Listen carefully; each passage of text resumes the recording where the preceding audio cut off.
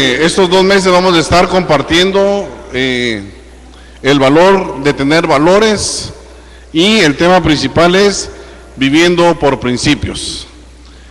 El Espíritu de Dios, el Espíritu Santo actúa de una forma muy especial. El poder orar por enfermos, traer sanidades, el ver las liberaciones en las personas, va amarrado juntamente con los principios de la palabra de Dios que se tienen que hacer vida en nosotros. Cantamos una alabanza que decía, no por sentimiento, ¿cómo decía Osvaldo? No, que no tengo que caminar por sentimiento, por vista, no tengo que caminar por emociones, sino que nosotros tenemos que caminar con principios, son nuestra guía principal. Amén. Esa ha sido la mecánica. El último domingo compartí sobre principios de liderazgo, cobertura espiritual. Y esta mañana quiero que recibamos con un fuerte aplauso a Edgar de la Cruz, miembro del consejo local de esta iglesia, quien va a estar compartiendo otros principios esta mañana. Te recibimos con un fuerte aplauso. Edgar tiene muy marcado el don de maestro de la palabra. Creo que Dios lo está desarrollando en esta expresión muy particular. Tiene un celo muy fuerte también. Todos los maestros son más celosos, ¿verdad?, que cualquier otro ministerio, pero es una bendición tenerlo entre nosotros, y esta mañana vamos a recibir de él. Así que oramos. Padre, el día de hoy ponemos en tus manos la vida de Edgar. Te pedimos que lo uses como un vaso, Señor, como un instrumento, que el Espíritu Santo, Señor, ministre nuestras vidas a través de lo que nosotros vamos a recibir de su palabra, de tu palabra a través de él. Lo bendecimos. Abre nuestro corazón, que sea como una tierra fértil en nosotros esta mañana, y que podamos recibir de ti, en el nombre de Jesús. Amén. Gracias. Hermanos, buenos días. Creo que a nuestro pastor se le olvidó pedirle a los niños que pasen a su escuela dominical. Niños, podemos ir a nuestra escuela dominical. Hay algo especial preparado para ustedes. Vámonos con gozo. Despidamos a los niños, hermanos, con un aplauso, con una bendición. Se está sembrando en ellos, como decía Ronald, se está sembrando en ellos la palabra del Señor. Y hermanos, por las últimas semanas hemos estado compartiendo, hemos estado recibiendo palabra del Señor, y básicamente nos hemos enfocado en este eslogan que tenemos acá atrás, que dice: el valor de tener valores, viviendo por principios. Y para recapitular un poco, quisiera que recordáramos qué es un principio espiritual. Recordemos que un principio espiritual se asemeja a una ley natural. Por ejemplo, si yo soltara este micrófono, no lo voy a hacer, pero si yo suelto este micrófono, ¿qué sucede? Pues obviamente se cae al piso y choca contra el suelo, ¿no? Pues esa ley que actúa sobre el micrófono se llama la ley de la gravedad. Y hermanos, la entendamos o no la ley de la gravedad, la ley funciona sobre cualquier cosa que esté sobre la tierra. De igual manera, los principios bíblicos funcionan, ya sea que a nosotros nos gusten los principios, ya sea que los entendamos o no, ya sea que los hayamos escuchado alguna vez o no, los principios funcionan. Los principios bíblicos funcionan. Y esto implica que cuando nosotros aplicamos los principios a nuestra vida, pues vamos a obtener beneficios por la aplicación de estos principios. Pero vamos a pagar consecuencias cuando nosotros violamos estos principios espirituales. Y hemos estudiado muchos estos días, pero hoy vamos a ver uno muy especial. Y quisiera preguntar, ¿quiénes han cantado alguna vez aquella canción o coro, no sé cómo se le llama, de Marcos Witt, que dice Dios de pactos? ¿Sí es de Marcos Witt? ¿La han escuchado, Dios de pactos? ¿Y quiénes la han cantado? Creo que muchos la hemos cantado. Levantamos nuestras manos y decimos Dios de pactos, y fluye en nuestro corazón ahí cuando estamos cantando esta canción. Pero hermanos, no sé si usted se ha detenido un momento a pensar en ¿Por qué Dios de pactos? ¿Qué es lo que significa el pacto? Y quiero empezar leyendo una definición, porque sí es cierto lo que dice esa canción. Tenemos un Dios de pactos. Ok, veamos qué es un pacto. Pacto es un acuerdo solemne entre dos partes. Vayamos poniendo atención. Es un acuerdo solemne entre dos partes en la cual cada una asume una serie de obligaciones y responsabilidades y recibe un conjunto de beneficios. Es un tipo de contrato, alianza o convenio, pero incluye niveles morales y éticos profundos. Incluye valores. Ok, entonces esa es la definición de pacto. Ese es un pacto. Y efectivamente tenemos un Dios de pactos. Cuando nosotros leemos la palabra de Dios, nos damos cuenta de que Dios hizo muchos pactos. Y se mencionan, por ejemplo, el pacto que Dios hizo con Noé. Dios prometió que nunca más iba a destruir el mundo por medio de inundaciones. Ese fue un pacto que Dios hizo con Noé. Y incluso cuando usted alza los ojos al cielo en días lluviosos, logra ver ahí que se forma un arco iris. Esa es una señal del pacto que Dios hizo con Noé. El Señor también hizo un pacto con Abraham. Dios le prometió que iba a bendecir el mundo con el perdón de pecados y salvación. Eso le ofreció Dios a Abraham. Hizo un pacto con él.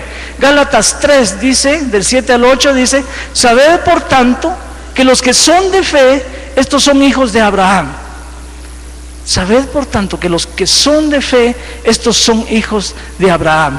¿Por qué, hermanos? Porque Dios hizo un pacto con Abraham. Dios le dijo a Abraham que su descendencia no se iba a poder contar. Le dijo que su descendencia iba a ser como la arena que está en el mar. Y Dios ha cumplido ese pacto. Aun cuando Abraham era viejo, aun cuando su mujer era estéril y vieja además, Dios hizo este pacto con él y el Señor cumplió con su palabra. El Señor también hizo pacto con David y le dijo a David que el Mesías, o sea que Jesucristo iba a salir de su linaje. Le dijo que siempre alguien de su familia iba a estar en autoridad, y Dios lo cumplió saliendo Jesucristo del linaje de David. Entonces vemos, hermanos, de que Dios es un Dios de pactos. Dios es un Dios de pactos y que cumple sus promesas.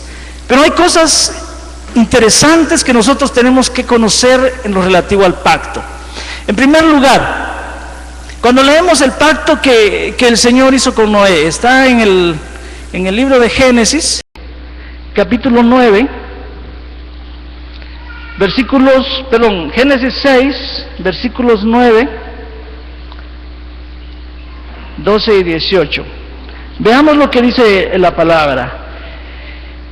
Dice, vamos a leer el 6:9, dice: estas son las generaciones de Noé. Noé, varón justo, era perfecto en sus generaciones, con Dios caminó Noé.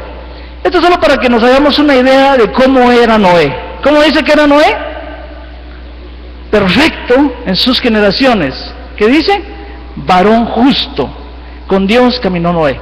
Ok, y luego del 12 al 18 dice: y miró Dios la tierra, y he aquí que estaba corrompida, porque toda carne había corrompido su camino sobre la tierra.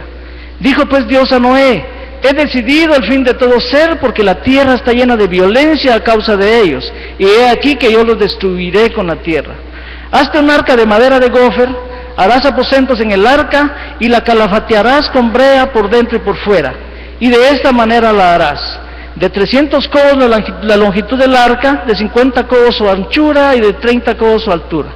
Una ventana harás al arca y la acabarás a 1 codo de elevación por la parte de arriba, y pondrás la puerta del arca a su lado y le harás piso abajo, segundo y tercero. Y he aquí que yo traigo un diluvio de las aguas sobre la tierra para destruir toda carne en que haya espíritu de vida debajo del cielo. Todo que hay en la tierra morirá. Pero veamos el 18, dice: mas estableceré mi pacto contigo, y entrarás en el arca tú, tus hijos, tu mujer y las mujeres de tus hijos contigo. Entonces aquí vemos asuntos bien importantes. En primer lugar, hermanos, Dios no pacta con cualquier persona. Dios no pacta con cualquier persona. Dios ve características especiales en las personas para hacer pacto con ellos. Otra cuestión importantísima en cuanto al pacto es que es Dios, escuche bien, es Dios quien toma la iniciativa de pactar. Por ahí, hermanos, anda una doctrina que no es bíblica, en la que le dicen, mire, pacte con Dios, haga esto, haga lo otro. Hermanos, esa doctrina no es bíblica. Es Dios quien toma la iniciativa de pactar. Dios toma la iniciativa de pactar.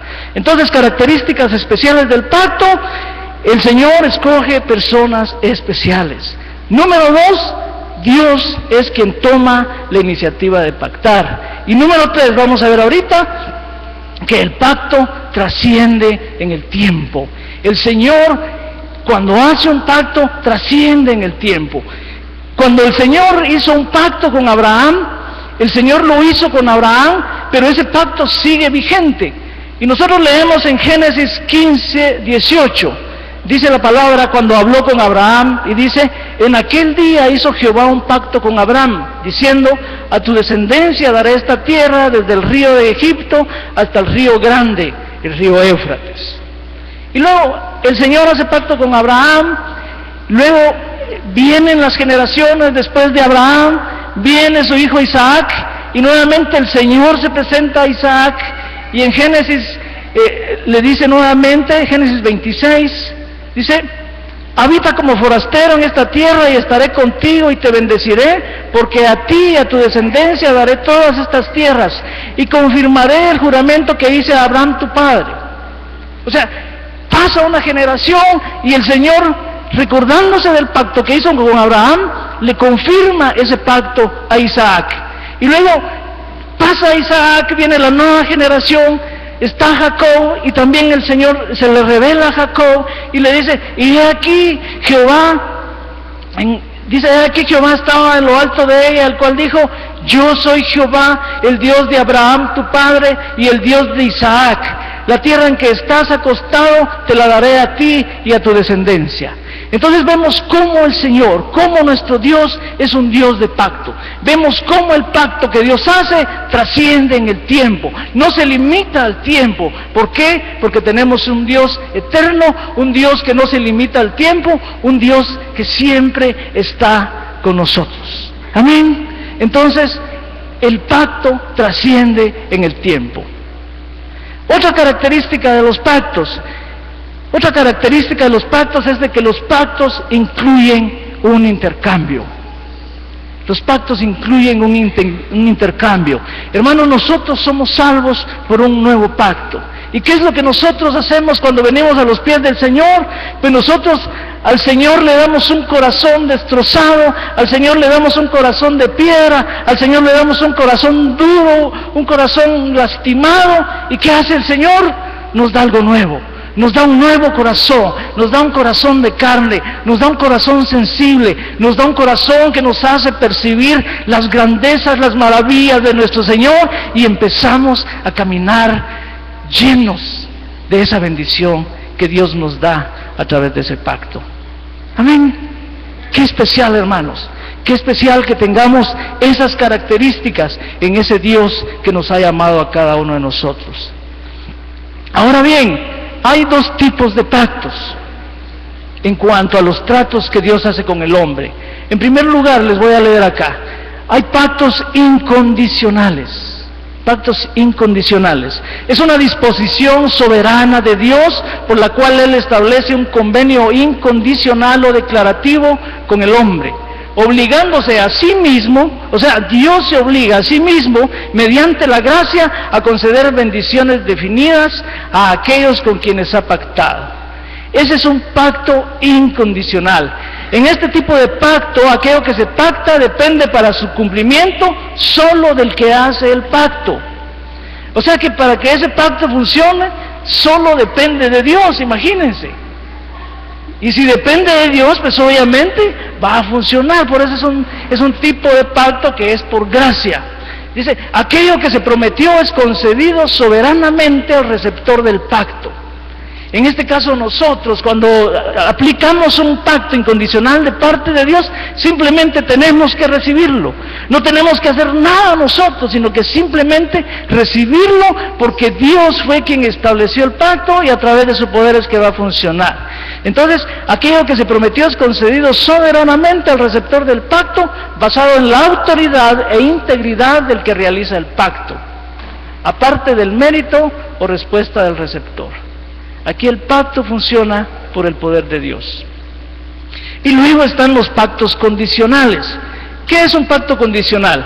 Pues un pacto condicional es una propuesta de Dios en la cual Él promete en un convenio condicional o mutuo con el hombre para conceder bendiciones especiales al hombre con tal que cumpla perfectamente ciertas condiciones y para ejecutar castigos definidos en caso de que falle. En estos pactos condicionales Dios ofrece algo, pero nos pone a nosotros, los hombres, nos pone ciertas condiciones. Y nos dice, ok, vas a alcanzar cierta bendición si cumples esto, y le añade, y si no cumples esto, pues vendrán ciertas consecuencias sobre tu vida. Esos son pactos condicionales que hace el Señor. En esta clase de pactos, aquello que se pacta dependerá para su cumplimiento del receptor del pacto. En este caso, para que esto se cumpla, ¿de quién va a depender? Va a depender de nosotros, los receptores del pacto, no del que hace el pacto. Ciertas obligaciones o condiciones deben ser cumplidas por el receptor del pacto antes que el dador del pacto esté obligado a cumplir aquello que fue prometido. Entonces, el Señor viene y nos hace una promesa y nos dice, vas a alcanzar aquello, ¿ok? Para que yo lo alcance, entonces debo hacer algo, y una vez que he cumplido, yo como receptor del pacto, una vez que lo he cumplido, pues entonces vienen las bendiciones sobre mi vida. Por ejemplo, un ejemplo, y Ronald habló de él hace un momento, Malaquías 3:10. ¿Quiénes han escuchado esta escritura? Casi todos la hemos escuchado, pero ¿qué dice? Traje todos los diezmos al alfolí y hay alimento en mi casa. Y dice el Señor, y probadme ahora en esto, dice Jehová de los ejércitos, si no os abriré las ventanas de los cielos y derramaré sobre vosotros bendición hasta que sobreabunde. Reprenderé también por vosotros al devorador y no os destruirá el fruto de la tierra, ni vuestra vida en el campo será estéril, dice Jehová de los ejércitos. Y todas las naciones os dirán, bienaventurados, porque seréis tierra deseable, dice Jehová de los ejércitos. Entonces, ¿cuál es la promesa que nos hace el Señor acá? Nos está diciendo que va a abrir las ventanas de los cielos y va a derramar bendición, ¿cómo dice? ¿Limitada? No, va a derramar, dice, bendición sobreabundante. Ok, esa es la consecuencia del pacto. ¿Pero cuál es el requisito? Traer los diezmos al alfolí. Traer los diezmos al alfolí. Entonces viene la pregunta obligada. Cuando yo me pongo a ver este tipo de promesas, este tipo de pactos que Dios hace, ¿estoy viviendo una vida sobreabundante? ¿La estoy viviendo? Amén, gloria al Señor. Bendito sea Dios. ¿Por qué la estamos viviendo? Porque hemos cumplido con nuestra parte, y el Señor que cumple sus promesas, ese Dios que es un Dios de pactos, pues cumple con la parte que a Él le corresponde, que es de bendecirnos, que es reprender al devorador, que es que todo lo que hagamos prospere, dice que nuestra tierra no sea estéril y que las demás naciones digan que somos nación deseable. Entonces, hermanos, así funciona el pacto. Así funciona el pacto. Y algo interesante que nosotros debemos saber también es que nuestra salvación es un pacto. Nuestra salvación es un pacto. Proféticamente Jeremías, en el capítulo 31, versículo 33, dice, pero este es el pacto que haré con la casa de Israel después de aquellos días, dice Jehová. Daré mi ley en su mente y la escribiré en su corazón, y yo seré a ellos por Dios y ellos me serán por pueblo. Esta fue una profecía que está en el libro de Jeremías. Y en Mateo 26 se encuentra este pasaje, dice: y mientras comían, ¿te recuerdan? La semana pasada Hércules ministró la cena del Señor. En Mateo 26 dice: y mientras comían, tomó Jesús el pan y bendijo y lo partió y dio a sus discípulos y dijo: tomad, comed, esto es mi cuerpo. Y tomando la copa y habiendo dado gracias, les dio diciendo: bebed de ella todos, porque esto es mi sangre del nuevo pacto. Esto es mi sangre del nuevo pacto, que por muchos es derramada para remisión de los pecados. Y os digo que desde ahora no beberé más de este fruto de la vida hasta aquel día en que lo beba nuevo con vosotros en el reino de mi Padre. Entonces el Señor, cuando ministró la cena a sus discípulos, cuando celebró la Pascua con sus discípulos, estaba estableciendo un nuevo pacto con todos nosotros. Estaba estableciendo un pacto a través del sacrificio que iba a hacer Él en la cruz. O sea que nuestra salvación, hermanos, es un pacto. Entonces tengamos la certeza de que si nosotros hemos recibido al Señor, hemos confesado el nombre de Jesucristo, el día que muramos vamos directamente a la presencia del Señor, porque es un pacto de Dios y Dios no rompe sus pactos. Dios no muta, Dios no cambia. Dios ha establecido este pacto y Él va a permanecer fiel, y esa salvación Jesucristo la ha ganado por cada uno de nosotros. Quiere decir que el nuevo pacto significa que podemos ir directamente a Dios a través de Cristo. Hebreos 7:22 dice: por tanto Jesús es hecho fiador de un mejor pacto. El pacto antiguo quedó atrás, el pacto de la ley de Moisés quedó atrás. Este es el nuevo pacto en la sangre de Jesucristo. También en Hebreos 9:14 y 15 dice: cuánto más la sangre de Cristo, el cual mediante el Espíritu Eterno se ofreció a sí mismo sin mancha a Dios, limpiará vuestras conciencias de obras muertas para que sirváis al Dios vivo. Así que por eso es mediador de un nuevo pacto, para que interviniendo muerte para la remisión de las transgresiones que había bajo el primer pacto, los llamados reciban la promesa de la herencia eterna. Entonces, démosle gloria al Señor por ese nuevo pacto. Nuestra salvación es un pacto de Dios. Tenemos una herencia eterna gracias a ese sacrificio de Dios en la cruz, gracias a esa sangre derramada en esa cruz. Y hermanos, y cuando hablamos de la sangre derramada, no lo escuchemos como es llover. Ese es el pacto más grande que Dios ha hecho con la humanidad. Jesucristo, siendo Dios, se hizo hombre y padeció en una cruz y sufrió tormentos por amor a cada uno de nosotros. Entonces cuando piensa en la cruz, cuando piensa en la sangre de Cristo, hermano, de verdad medítenlo en su corazón, disciérnalo. Gracias a ese sacrificio, gracias a ese pacto, nosotros hoy tenemos acceso directo a nuestro Dios. Amén. Denle un aplauso al Señor. Lo menos que podemos hacer es darle un aplauso a aquel que murió por nosotros en esa cruz. Amén. Amén. Ok, entonces esos son los pactos. Esos son los pactos de Dios, ese es el significado de los pactos. Pero hermanos, nosotros somos seguidores de un Dios vivo. ¿Somos seguidores de un Dios vivo? ¿Sí? Ok. Entonces, como seguidores de Dios, nosotros debemos imitar lo que Dios hace. Y si Dios es un Dios de pactos, nosotros como hombres debemos ser también hombres y mujeres de pactos. El Señor, hermanos, el Señor demanda de nosotros que también seamos cumplidores de los pactos que hacemos. En Josué capítulo 9 hay una historia de algo que sucedió en tiempos de Josué cuando iban a tomar la tierra prometida, y está en el capítulo 9, y vamos a estudiar un poco Josué y luego nos vamos a ir a 2 de Samuel. Pero les voy a leer esta historia de Josué capítulo 9, algunas partes de la historia. Solo les voy a poner en el contexto.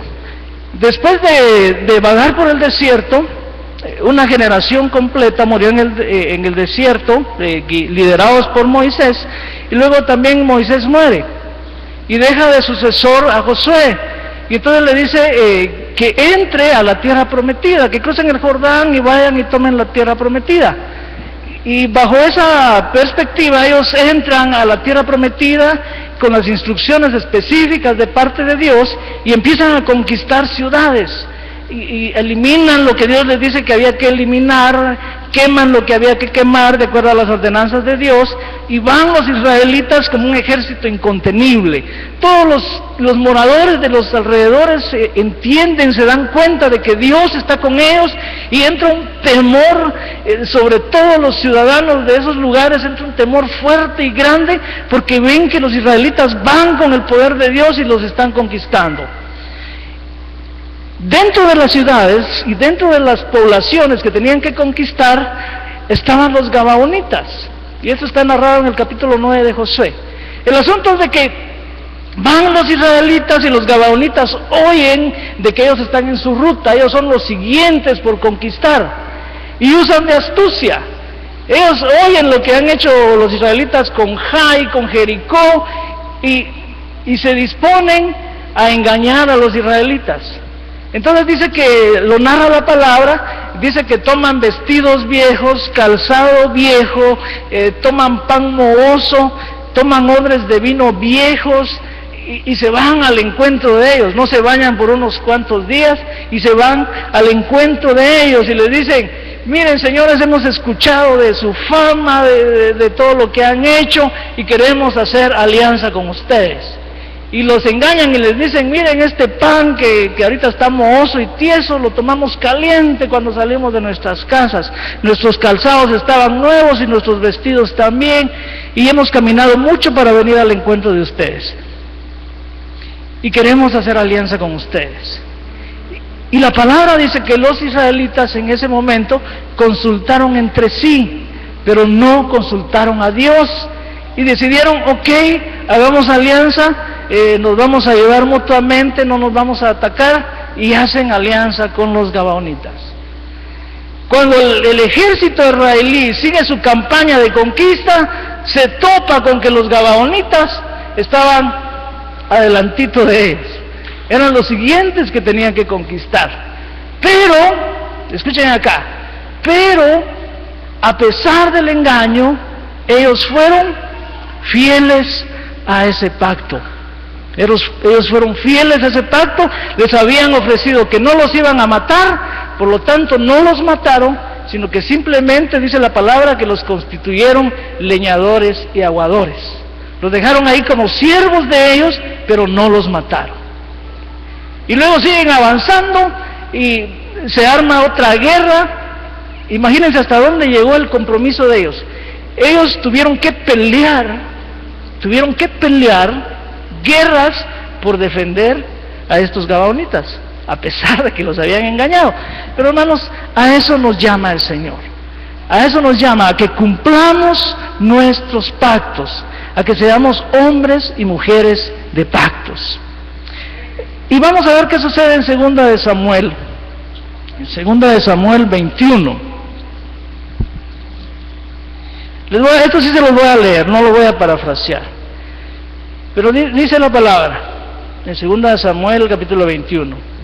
Dice: hubo hambre en los días de David por 3 años consecutivos. Imagínense, desde el tiempo de Josué hasta el tiempo de David. Les estoy hablando de algo que tiene relación. Dice: hubo hambre en los días de David por 3 años consecutivos, y David consultó a Jehová, y Jehová le dijo: es por causa de Saúl y por aquella casa de sangre, por cuanto mató a los gabaonitas. Imagínense, ¿cuánto tiempo transcurrió desde que Josué y su gente hicieron pacto con los gabaonitas hasta los tiempos de David? Dice que vino hambre sobre la tierra. David, apenado, consultó a Jehová y le dice: mirad por la casa de Saúl, porque Saúl en su celo por el estado de Israel empezó a matar a los gabaonitas, a los filisteos y a todo aquel que se oponía a los israelitas. Y dice la palabra, entonces el rey llamó a los gabaonitas y les habló. Y bueno, luego hay una descripción de quiénes son. Dice: los gabaonitas no eran los hijos de Israel, sino del resto de los amorreos, a los cuales los hijos de Israel habían hecho juramento. Pero Saúl había procurado matarlos en su celo por los hijos de Israel y de Judá. Dijo pues David a los gabaonitas: ¿qué haré por vosotros, o qué satisfacción os daré para que bendigáis la heredad de Jehová? Y los gabaonitas le respondieron: no tenemos nosotros querella sobre plata ni sobre oro con Saúl y con su casa, ni queremos que muera hombre de Israel. Y él les dijo: lo que vosotros dijereis haré. Ellos respondieron al rey: de aquel hombre que nos destruyó y que maquinó contra nosotros para exterminarnos sin dejar nada de nosotros en todo el territorio de Israel, dénsenos 7 varones de sus hijos para que los ahorquemos delante de Jehová en Gabaa de Saúl, el escogido de Jehová. Y el rey dijo: yo los daré.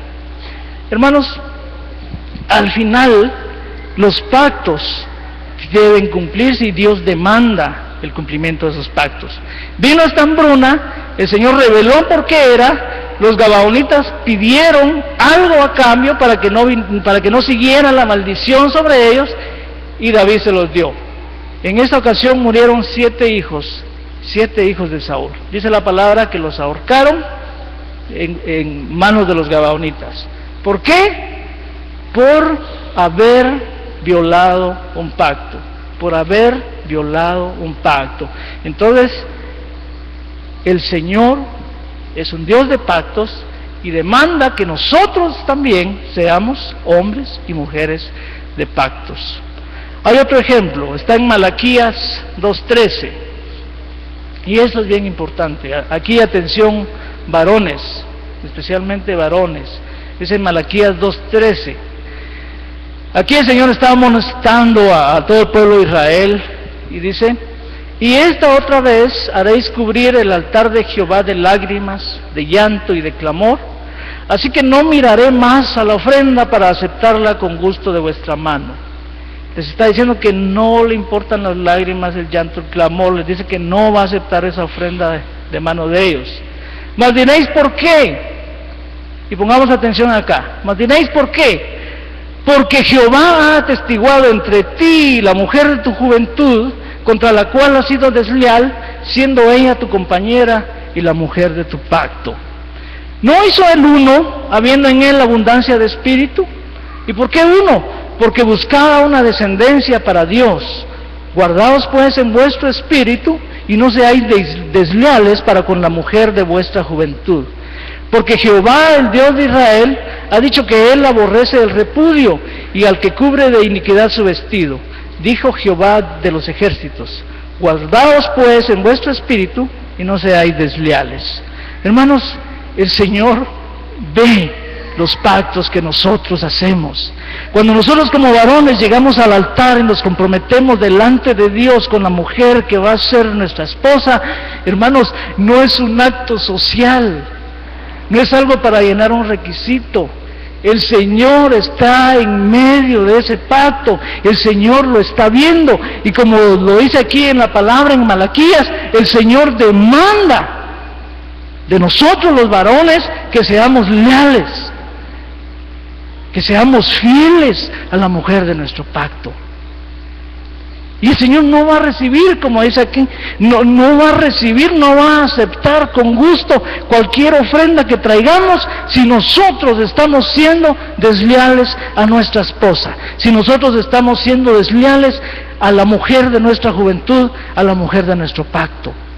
Entonces, hermanos, seamos cumplidores de nuestro pacto. Seamos cumplidores de pactos. Dice la palabra también en otra parte de la Escritura, refiriéndose a nuestra relación de esposos, nos habla a nosotros los varones que tratemos a nuestras esposas como a vaso más frágil, que las amemos, que las respetemos. Y vuelve a advertirnos, dice, para que vuestras oraciones no tengan estorbo. Quizás estamos como varones teniendo problemas, situaciones que se nos dan. Vale la pena hacer un alto y ver cómo estamos tratando a nuestra esposa.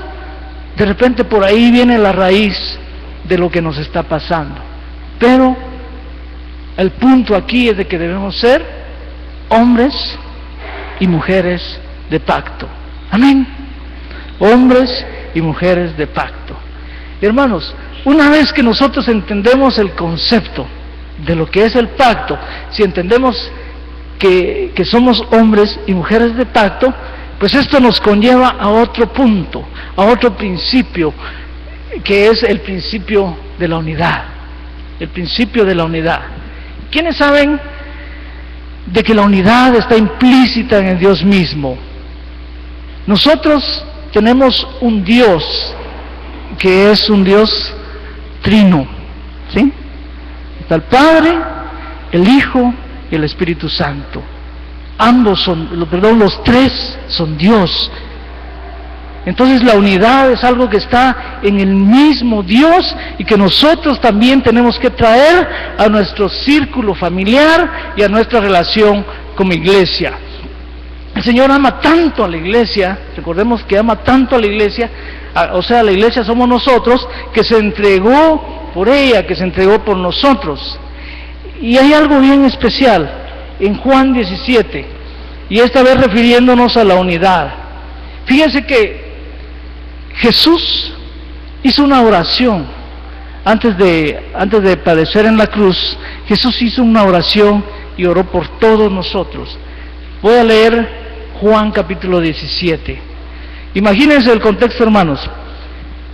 Jesucristo sabe muy bien que va a ser arrestado, que va a ser crucificado, que va a morir en una cruz. El Señor lo sabe, el Señor lo sabe. Y en medio de esa situación, próximo a ser entregado, el Señor hace esta oración. Dice Juan 17, estas cosas habló Jesús y levantando los ojos al cielo. Si usted pudiera meterse en esta narración, imagínense a Jesús arrodillado y con qué solemnidad Él levanta sus ojos al cielo y le dice al Padre: Padre, la hora ha llegado, glorifica a tu Hijo para que también tu Hijo te glorifique a ti. Como le has dado potestad sobre toda carne, para que dé vida eterna a todos los que le diste, y esta es la vida eterna, que te conozcan a ti, el único Dios verdadero, y a Jesucristo a quien has enviado. Yo te he glorificado en la tierra, he acabado la obra que me diste que hiciera. Ahora pues, Padre, glorifícame tú al lado tuyo, con aquella gloria que tuve contigo antes que el mundo fuese. Con aquella gloria que tuve contigo antes que el mundo fuese. El Señor es eterno. He manifestado tu nombre a los hombres que del mundo me diste. Tuyos eran y me los diste y han guardado tu palabra. Ahora han conocido que todas las cosas que me has dado proceden de ti, porque las palabras que me diste les he dado y ellos las recibieron y han conocido verdaderamente que salí de ti y han creído que tú me enviaste. Yo ruego por ellos. ¿Por quiénes? Por ellos dice la palabra, pero se está refiriendo a todos los que hemos creído en Él. Yo ruego por ellos, no ruego por el mundo, sino por los que me diste, porque tuyos son. Y todo lo mío es tuyo y lo tuyo mío, y he sido glorificado en ellos. Y ya no estoy en el mundo, mas estos están en el mundo y yo voy a ti. Padre Santo, a los que me has dado, guárdalos en tu nombre para que sean uno. Escuchen, ese es el clamor de Dios al Padre. Guárdalos en tu nombre para que sean uno, así como nosotros. Cuando estaba con ellos en el mundo, yo los guardaba en tu nombre. A los que me diste yo los guardé y ninguno de ellos se perdió, sino el hijo de perdición, para que la escritura se cumpliese. Pero ahora voy a ti y hablo esto en el mundo para que tengan mi gozo cumplido en sí mismo. Yo les he dado tu palabra y el mundo los aborreció porque no son del mundo, como tampoco yo soy del mundo. No ruego que los quites del mundo, sino que los guardes del mal. no son del mundo como tampoco yo soy del mundo. Santifícalos en tu verdad, tu palabra es verdad. Como tú me enviaste al mundo, así yo los he enviado al mundo. Y por ellos yo me santifico a mí mismo para que también ellos sean santificados en la verdad. Mas no ruego solamente por estos, sino también por los que han de creer en mí por la palabra de ellos. Y ahí estábamos incluidos nosotros. El Señor desde aquel tiempo orando por nosotros. Dice, mas no ruego solamente por esto, sino también por los que han de creer en mí por la palabra de ellos. Y otra vez, para que todos sean uno, como tú, oh Padre, en mí y yo en ti, que también ellos sean uno en nosotros, para que el mundo crea que tú me enviaste. La gloria que me diste yo les he dado para que sean uno, así como nosotros somos unos. Yo en ellos y tú en mí, para que sean perfectos en unidad, para que el mundo conozca que tú me enviaste y que los has amado a ellos como también a mí me has amado. Padre, aquellos que me has dado, quiero que donde yo esté, estén ellos también conmigo, para que vean mi gloria que me has dado, porque me has amado desde antes de la fundación del mundo. Padre justo, el mundo no te ha conocido, pero yo te he conocido, y estos han conocido que tú me enviaste. Y les he dado a conocer tu nombre, y lo daré a conocer aún, para que el amor con que me has amado esté en ellos y yo en ellos. Aquí Jesús oró al Padre, pidiéndole, hermanos, por cada uno de nosotros, pero pidiendo que nosotros seamos capaces de estar en unidad, de estar en unidad. Y la unidad va más allá de estar juntos. La unidad va más allá de estar juntos. La unidad, hermanos, significa que todos seamos de un mismo sentir. La unidad implica que nosotros nos amemos los unos a nosotros. La unidad implica que nos soportemos los unos a los otros. La unidad implica que tenemos que echar fuera de nosotros todo espíritu de contienda, todo espíritu de división, y dirigir nuestra mirada, como lo hizo Jesús cuando clamó al Padre, dirigir nuestra mirada al cielo y pensar únicamente en darle gloria al Señor. Porque el Señor pedía que fuéramos uno. Porque el Señor quería que anduviéramos en unidad. Porque, hermanos, dice la palabra que en esto conocerían que somos sus discípulos, en que tuviéramos amor los unos con los otros. El Señor quiere que esa unidad por la cual Él clamó al Padre antes de ser entregado, quiere el Señor que nosotros la pongamos por obra en nuestras vidas, empezando en nuestras familias y luego donde nos desarrollemos, y aquí, especialmente aquí como congregación. El Señor nos pide eso. Al Señor le preocupa eso. El Señor entiende que nosotros, hermanos, somos un cuerpo. No podemos nosotros estar divididos, no podemos, no debemos, no es el pensamiento de Dios. Pretender algo así es ir en contra de la palabra de Dios. Por eso en 1 Corintios el Señor da una descripción y nos dice de que la iglesia es como un cuerpo que tiene muchos miembros. Entonces, hermanos, debemos aceptarnos de esa manera. Debemos vernos cada uno de nosotros como parte del cuerpo de Cristo, donde no hay miembros más importantes que otros, sino que todo es cuestión de funciones. En la palabra del Señor compara a la iglesia con un cuerpo y dice, por ejemplo, que cuando el miembro más pequeño del cuerpo se duele, todo el cuerpo se duele. Y para Dios todos somos importantes, hermanos. Para Dios todos somos importantes. Efesios 4, versículo 1 en adelante dice: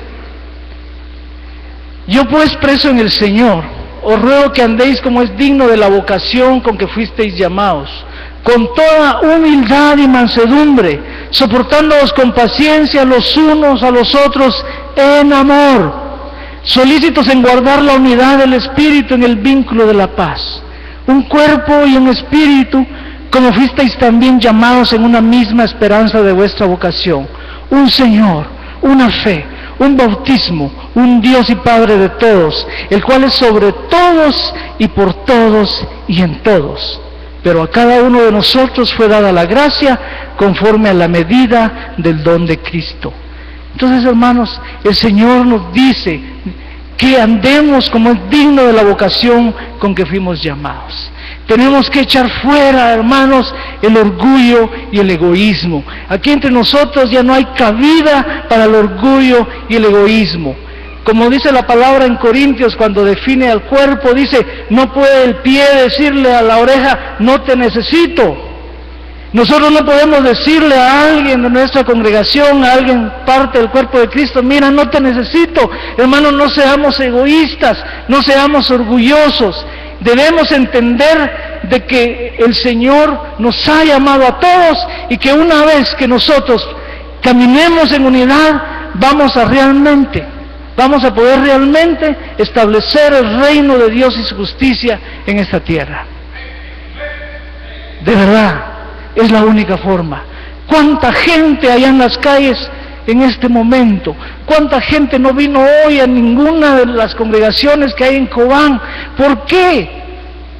Muchas veces no creen, no van a las congregaciones porque ven la conducta de sus miembros, ven la falta de amor que a veces manifestamos entre nosotros, ven la falta de unidad en medio de nosotros.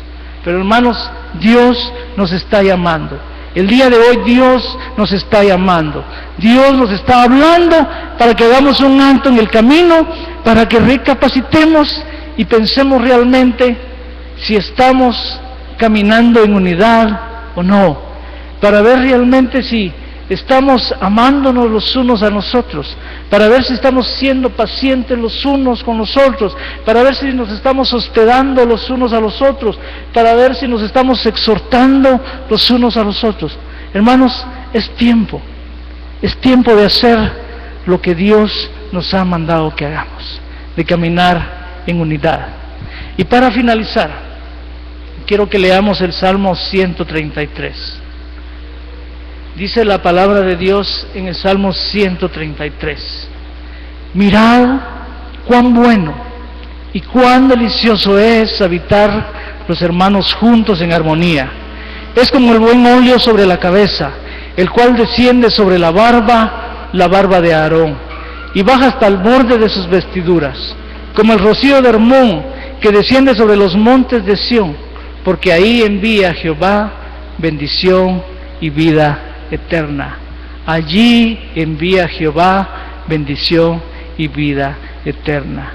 Hermanos, caminemos en unidad, vivamos en armonía, atrevámonos a saborear, como dice acá, mirad cuán bueno y cuán delicioso es habitar los hermanos juntos en armonía.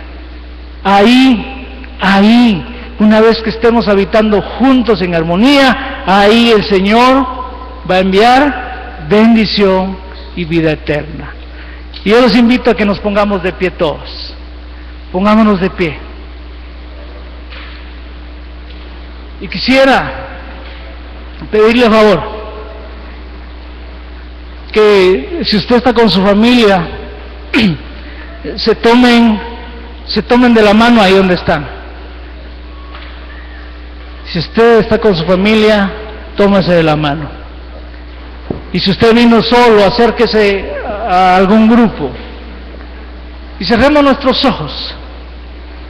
Cerremos nuestros ojos y digámosle a Dios. Y digámosle a Dios